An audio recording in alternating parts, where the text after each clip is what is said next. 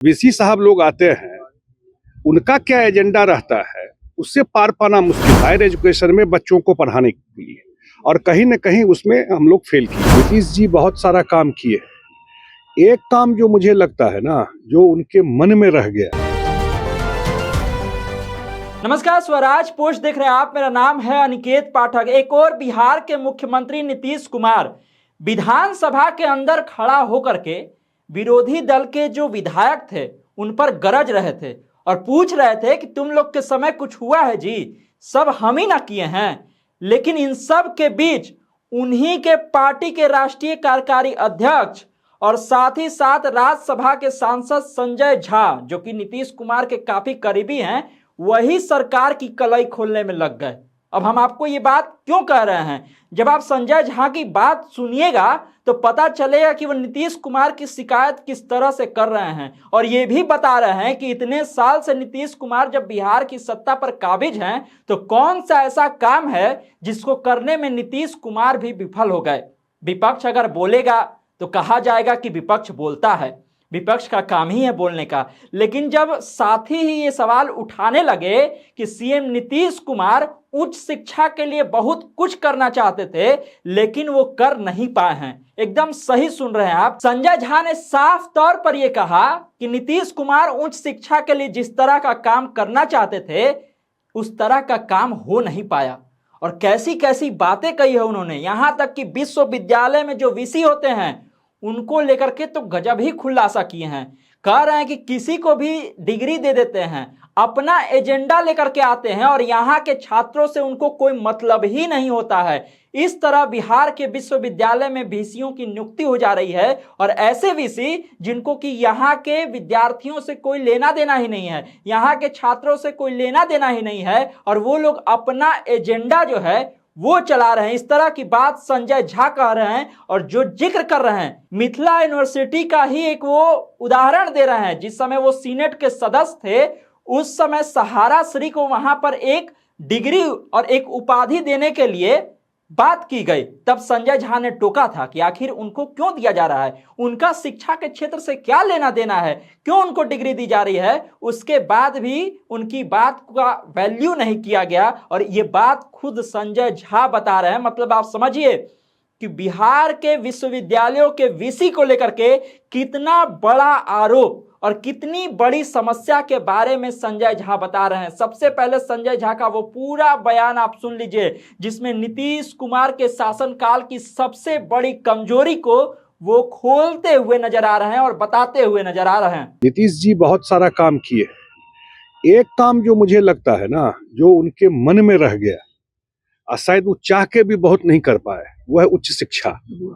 और उच्च शिक्षा में मुख्यमंत्री जी बहुत प्रयास किए, लेकिन समस्या एक है जो उसमें जो वीसी साहब लोग आते हैं उनका क्या एजेंडा रहता है उससे पार पाना मुश्किल है। ये एक समस्या बिहार की रही। अरे आप ऊपर से थोड़े आ गए हैं, यहाँ बिहार सरकार पैसा देती है हायर एजुकेशन में बच्चों को पढ़ाने के लिए, और कहीं न कहीं उसमें हम लोग फेल किए। इसमें कोई एडमिट करने में दिक्कत नहीं है कि अपना एजेंडा लेके कोई आगे चांसलर साहब, उनका अपना एजेंडा हो जाता है। जो लोग आते हैं चुन करके उनका कोई लगाव तो रहता नहीं है वहाँ के बच्चों से। अब मुख्यमंत्री जी चाहे कि भाई हम और चीज ठीक किए, लेकिन उच्च शिक्षा हम लोग कोशिश करके भी वैसा नहीं ठीक कर पा रहे जैसा वो चाहते रहे। ये जगह जो मुझे आज भी याद है, जब हम लोग इस जगह पे बनवाए उस समय जो वीसी रहे, हमको याद है कि मैं था मेंबर सिंडिकेट का। उस मीटिंग में मैं देखा कि सहारा श्री को यहाँ से कुछ पीएचडी दिया जा रहा था। तो मैंने कहा भाई सहारा श्री का शिक्षा से क्या लेना है, वो भी मिथिला यूनिवर्सिटी से क्या लेना है। तो पता चला कि जो चांसलर साहब है उनका पैसा भी है।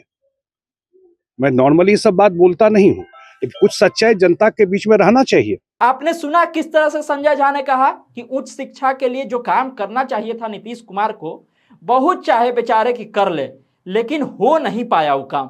और वीसी जो विश्वविद्यालय में तैनात किए जाते हैं वो अपना एजेंडा लेकर के आते हैं और अपनी मनमानी करते हैं। समझ रहे हैं आप, कितना बड़ा आरोप है। ये बात जो है समझिए कि सीएम के सबसे करीब रहने वाला व्यक्ति कह रहा है, राज्यसभा के सांसद हैं वो ये बात कह रहे हैं। और अगर वो ये बात कह रहे हैं तो समझिए कि क्या स्थिति है बिहार के विश्वविद्यालयों की और क्या स्थिति है वीसीओं की। जिसको जब मन होता है, जिस तरह से मन होता है, डिग्री दे दी जाती है, उपाधि दी जाती है और अपने सगे संबंधियों का तो खास ख्याल रखा जाता है वीसीओ के द्वारा। और सगे संबंधियों के साथ साथ जिनसे अच्छा साठ गांठ है उनका भी खूब ख्याल रखा जाता है। बिहार में कई तरह के ऐसे उदाहरण हैं, किस मंत्री से किसका साठ गांठ है, किस वीसी का किस मंत्री से साठ गांठ है, किस नेता से साठ गांठ है। देखिएगा और जब खोलिएगा तो पता चल जाएगा कि अरे भैया इनको तो डिग्री मिल गया, इनको तो उपाधि मिल गया। कैसे मिल गया भाई,